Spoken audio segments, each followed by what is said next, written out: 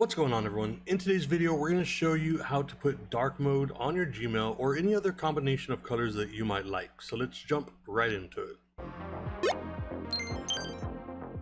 Alright, so the first thing that we have to do obviously is open up our internet and head on over to Gmail. Now, once you're signed into the correct account, you will have to do this on every account that you have a Gmail account for. You can go ahead and change it to dark mode. So in order to do this, all you have to do is click on settings and then scroll down to themes and click on view all. Now you've got some pictures here. If you want, you can go ahead and pick that, but I do find these a little more distracting. So if you simply want dark mode, all you have to do is scroll down and click on dark. That's going to give you your dark mode. Of course, if you want any other color combination, you can go ahead and check those out as well.